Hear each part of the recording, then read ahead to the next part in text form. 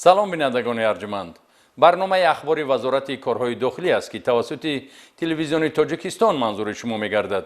این لحظه امکان دارد وابسته به آشکار گردیدن جنایت‌های آدمکشی، معاملات غیرقانونی واسطه‌ای نشدار، فعالیت مردم فریبانه ساحران و جادوگران و دیگر حقوق ویرانکنی‌ها برای خود معلومات پیدا نمود.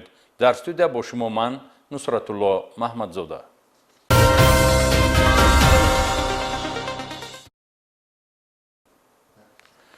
کارمندان شعبه وزارت کارهای داخلی در ناحیه فیض‌آباد جنایت آدمکشی و قصداً نیست و نابود کردن مال و ملک را آشکار کردند. صادرکننده جنایت شخصی بیگانه نیست. داماد خاندان در زمینه خصومت و بدبینی منزل استقامتی اعضایان عائله همسرش را آتش زده با کارد برادر همسر و همسایه آنها را زخمی کرده است که در نتیجه همسایه قربان جهل این ماجرا گردیده است. شرح بیشتر در گزارش نوبتی. کشتار برقصدانه که در دهه چلچشمه ناحیه فیض‌آباد به عمل آمد از طرف کارمندان شعبه وزارت کارهای داخلی ناحیه مذکور به طور فوری آشکار کرده شد. ابراگیم سال تولدش 1994 استقامت کننده کوچه یکچینار شهر دوشنبه به صادر کردن جنایت مخصوصاً وزنین آدمکشی دست زده است. بازداشت شده شب 25 ایولی سال 2025 در زمینه خصومت و بدبینی و بحث و مناظره با همسر و برادر همسرش تخمینا ساعت 1 با 2 عدد کارد خوجگیداری مسلح و در یک ظرف 10 لیتر سوزشواری با خود گرفته به منزل زیست اعضایان عائله همسرش واقع در دهه چلچشمه ناحیه فیض‌آباد می رود. نام برده با مقصد آتش زدن منزل استقامتی و با این واسطه از بین بردن اعضایان عائله همسرش گرد و اطراف بنا را سوزشواری پاشیده آتش میزند. برادر همسرش میرزای فصلدین بیدار گرده هنگام به بیرون برآمدن گمانبر شده یک بار با او حمله کرده با کار چند مرتبه زخم رسانیده است.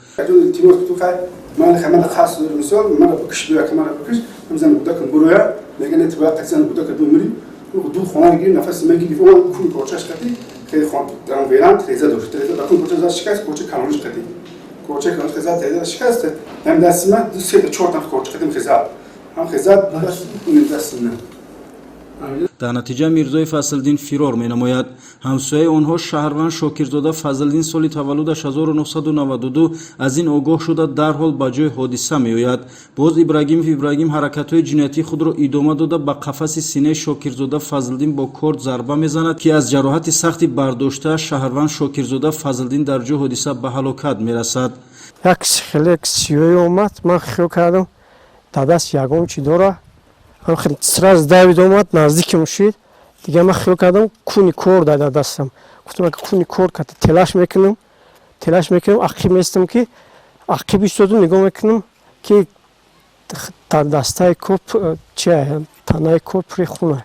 گمانبر شده میخواست پس از صادر کردن جنایت مخصوصاً وزنین جای حادثه را ترک کند.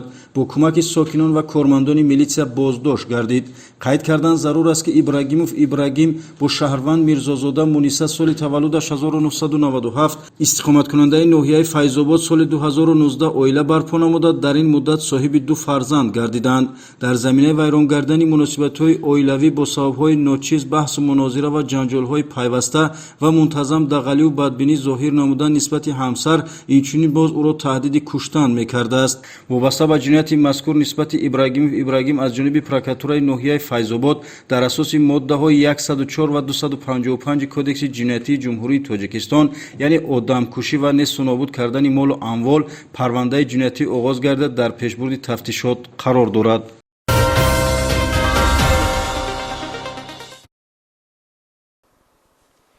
از طرف کارمندان ریاست وزارت کارهای داخلی در شهر دوشنبه بازگردش غیرقانونی معاملات غیرقانونی واسطه‌ای نشدار آشکار کرده شد. در نتیجه دایر نمودن چاره‌بین‌های اپراتیوی جستجویی 2 نفر نشد جلاب بازداشت و از آنها نزدیک 30 کیلوگرم واسطه‌ای نشدار نوع حشیش و متافیتامین مصادره گردید. همکارمان معیار میلیسیا سیراج‌الدین شکوری در این خصوص گزارش تهیه کرده است.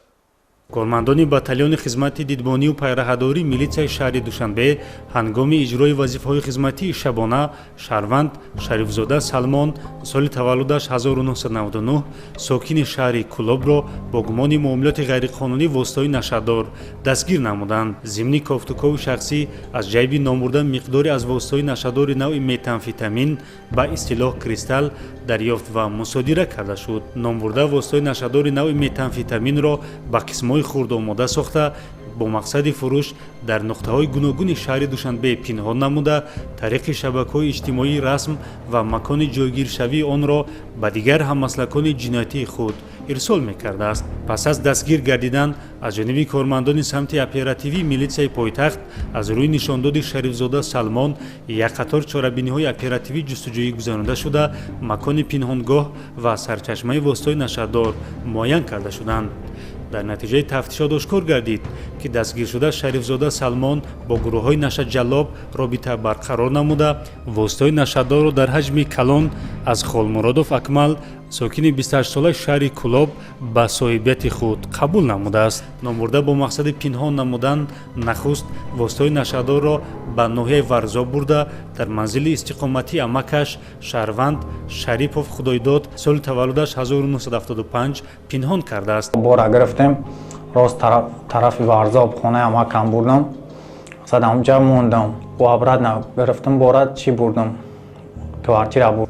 شریفزاده خدایداد که سالهای طولانی است استعمال کننده این مواد ضررآور است با خوشنودی واسطه نشادار را قبول نموده حتی برای استعمال خود مقداری از واسطه نشادار نوع حشیش گرفته است. سلمان با سر تاکسی رفت من رفتم ادرون جوی نشاور سونکا را روی کردم 450 گرم نشش گرفتم تایخو که مقصد پیش خواندم. گمارشونده شریفزاده سلمان با مقصد آسان عملی ساختن هدفهای غرضناک و جنایتی خود با توسعه دیگر هممسلکانش در شهر دوشنبه منزل را به اجاره گرفته واسطه نشادار را از ناحیه ورزاب به شهر دوشنبه آورده در منزل اجاروی پنهان کرده است. در نتیجه چاره‌بینی‌های اپراتیوی از دستگیر شدگان در مجموع نزدیک به 30 کیلوگرم واسطه نشادار نوع‌های متامفتامین و حشیش دریافت و مصادره کرده شدند. عین زمان با مقصد معین و دستگیر نمودن دیگر اعضایان این گروه نشه جلاب از جانب کارمندان میلیسیای پایتخت چاره‌بینی‌های فوری تفتیشاتی ادامه دارند. نسبت شریفزاده سلمان و شریپوف خدایداد طبق طلبات ماده‌های 200 و 201 کدکس جنایتی جمهوری تاجیکستان پرونده جنایتی آغاز کرده شده با مقصد دستگیر و به جوابگری جلب نمودن گمبرشونده خالمرادوف اکمل در جستجوی رسمی قرار دارد.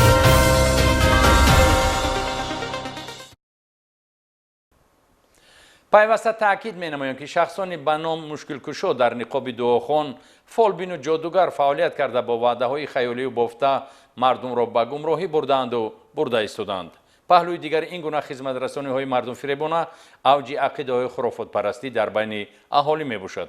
در دوره چاره‌بین‌های اپراتیوی جستجویی کارمندان شعبه وزارت کارهای داخلی دو در ناحیه رودکی یک دلیل مشغول شدن به سحر و جادو را آشکار نمودند. صدا از غیب، پیشگویی تقدیر و به این واسطه برطرف کردن مشکلات وسیله است که ساحران با این راه شخصان ساده و زودباور را به گمراهی برده میخواهند روزگار پیش برند. در نتیجه سنجشی مقصدناک کارمندان شعبه وزارت کارهای داخلی دو در ناحیه رودکی کردارهای مردم فریبانه یک نفر زن آشکار گردید. بازداشتگرده عبدالولی و قمریخان ارگشونا سال تولدش 1969 استقامت کننده کوچه ناصر حسن شهری وحدت با مقصد مردم فریبی خود را داننده علم غیب معرفی نموده به گرم کردن مناسبت‌های زن و مرد و درمان بخشی مشغول گردیده است. نام برده با الهه‌های به خود خاص چسباندن سوزن در صابون، گره انداختن رشته و بستن آن در نعل اسب و دیگر اشیاها با مانند شمع، اسپند، نمک، چای خشک اینچنین به واسطه صورت به گرم کردن مناسبت‌های عائلوی و استوار کردن رابطه‌های دوستی بین زن و مرد و عاشقان مشغول بوده است. یک صدا از قفا در گوشم میآید، میفهمم که مثلا شب خورامی نمیدم، خوب ندارم، فقط خوب ایسرم پردگی وقتی که میاد صداش در گوشم که میدرویم خوب ایسرم میپرم. وقتی که همیار را خوندند خیلی مثال من فقط الهام آیت الکرسی را که میخونم خیلی با خداوند خودش خیلی این لیاسته من برای مثال شوهرش کردم که برده بالای علوب دمونه مناسبت مثال زن و شوهر خوب شود гуфта ман мисола нивиштаро дохонда хеле печонда монда. мизоҷони гумроҳ ба ин хизматрасониҳои дурӯғини абдувалӣ ва қумрихон бовар карда ҳамарӯза ба назди хонааш меоянд. ном бурда дини исломро ҳамчун ниқоб барои амалӣ кардани кирдорҳои мардумфиребӣ суистифода карда дар ашёҳои болозикр сураҳои қуръонро хонда ба муштариён пешниҳод мекардааст. аз рӯи далели ошкор гардида нисбати ҳуқуқвайронкунанда бо дастрасии моддаи 482 кодекси ҳуқуқвайронкунӣ маъмурии ҷумҳурии тоҷикистон протоколи ҳуқуқвайронкунӣ маъмурӣ тартиб дода шуда барои чораҷӯӣ ба суд ирсол карда шуд.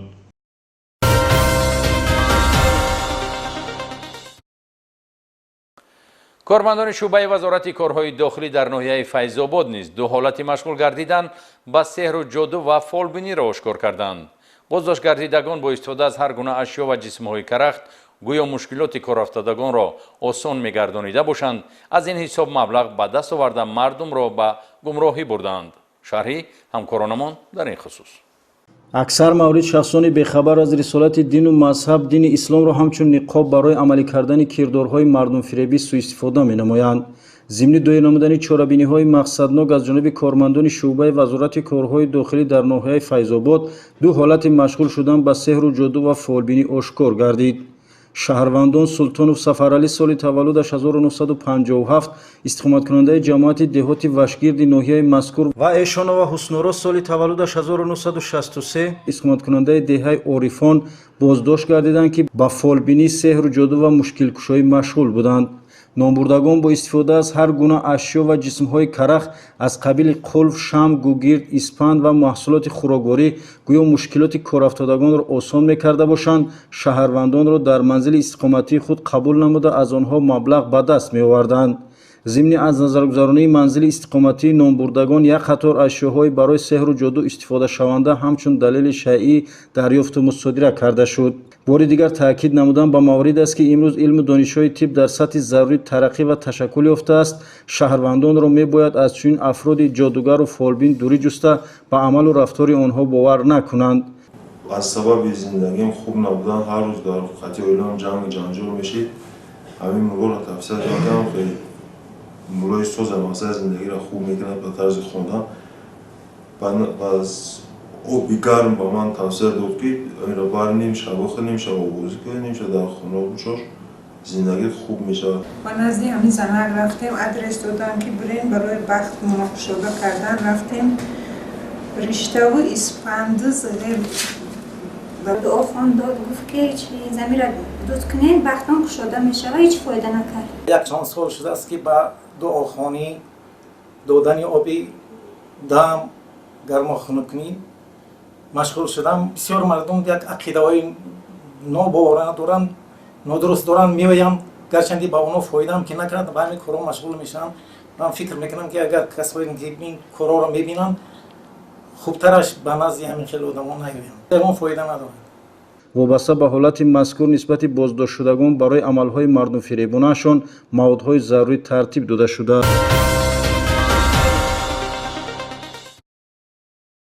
боз оиди мардумфиребии соҳирон хабар медиҳем. кормандони раёсати вазорати корҳои дохилӣ дар вилояти хатлон 12 ҳолати кирдорҳои мардумфиребонаи фолбинону ҷодугаронро ошкор намуда нисбаташон чораҳои қонунӣ андешиданд. полковники милитсия офоқи қодириён аз тарзу услубҳои хизматрасониҳои ин қишри осебрасони ҷомеа гузориш таҳия кардааст.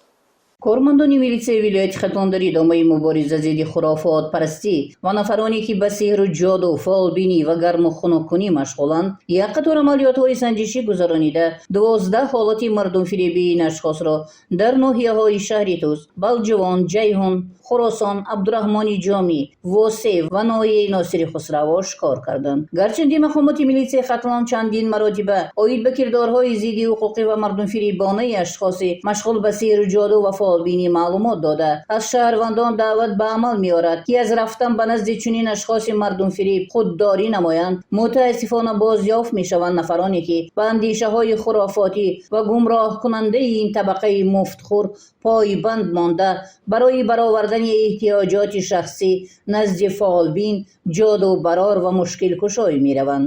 این نوبت نیز کارمندان میلیته در ادامه مبارزه ضد خرافات پرستی که به جامعه بدبختی می آورد 12 نفر چنین اشخاص عوام فریب را بازداشت نمودند. اینها نوربولایف محمد اسمتویچ سالی تولدش 1962 ساکنی دهه مدنیتی ناحیه جیهون، امام سفرگل نیگمتونا سالی تولدش 1968 ساکنی دهه تودزاری ناحیه جیهون، عبدالله و هدایت ارگشالیونا سالی تولدش 1980 ساکنی دهه سیادی ناحیه شهری توز، یتیمов میرزامودین عبدالرحمانویچ سالی تولدش 1961 ساکنی دهه چوقورکی ناحیه خاورین، دولت و خالبی محمد جانونا سالی تولدش 1966 ساکنی دهه بیش کپایی شهری کولاب، شاکیر و سیران بی عبداللهیونا سالی تولدش 1961 ساکنی ناحیه دنغره، ابراهیمов عبدالسلیم سالی تولدش 1958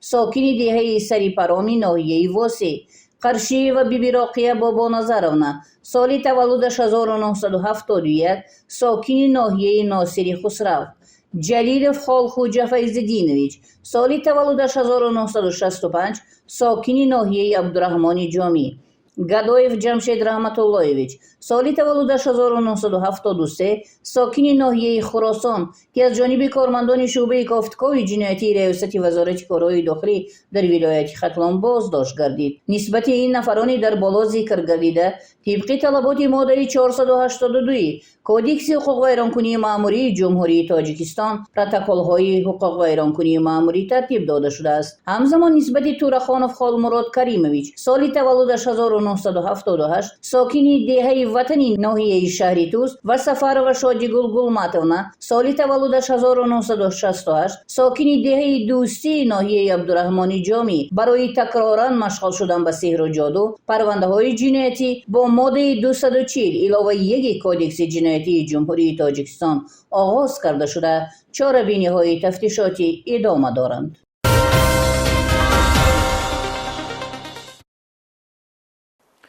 سنجش های مقصدناک مقامات میلیتیا نشان میدهد که تا حال در جامعه شخصانی از خود درک میدهند که طلبات قانون جمهوری تاجیکستان درباره تنظیم جشن و مراسم در جمهوری تاجیکستان را نادیده گرفته به اسرافکاری و خودنمایی دست میزنند.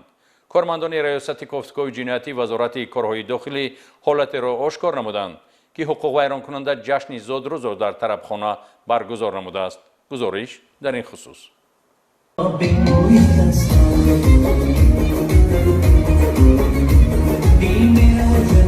هدف قانون جمهوری تاجیکستان درباره تنظیم جشن و مراسم در جمهوری تاجیکستان بلند برداشتن وضع اقتصادی و اجتماعی اهالی و پیشگیری خرج و صرف بیهوده است، ولی متاسفانه وقت اخیر به مشاهده میرسد که اشخاص علاهیده طلبات قانون مذکور را نادیده گرفته به اسرافکاری و خودنمایی دست میزنند که آن باعث تبلیغ دیگران به این عمل ناسالم میگردد. طبق ماده 10 قانون مذکور جشن زادروز به طور اختیاری تنها در دایره عائله گذرانیده می شود، ولی کارمندان ریاست کافتکاری جنایتی وزارت کارهای داخلی حالتی را معین نمودند که شهروند نرزولی و موزونه سال تولدش 2004 ساکنی ناحیه سینایی پایتخت طلبات قانون جمهوری تاجیکستان درباره تنظیم جشن و مراسم در جمهوری تاجیکستان را ویران نموده جشن زادروزی خود را در طربخانه برگزار نموده است.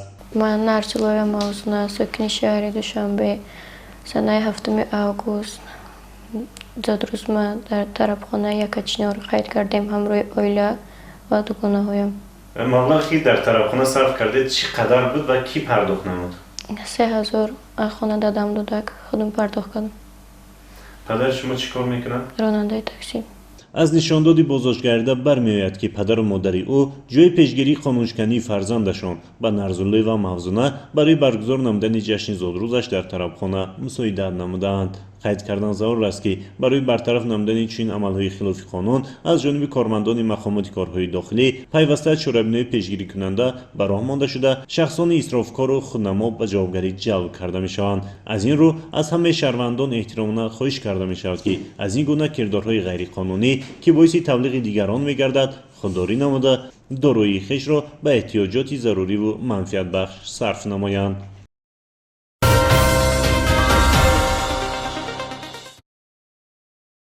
بینندگان گرامی، مقصد از تهیه برنامه مذکور بلند برداشتن معرفت حقوقی شهروندان، شرح عاقبت کردارهای ضد حقوقی و مبارزه دستجمعانه بر مقابل جنایت و جنایتکاری است. با امید رعایت معیارهای قانون، اطاعت به طلبات‌های آن و آسایشتگی خانواده شما برنامه این لحظه را انجام می‌بخشیم. با میلیسیا همکاری نمایید. میلیسیا کفیل با اعتماد و سپر همیشگی شما است. خیر تا برنامه‌های دیگر خانه آباد و سربلند بمانید.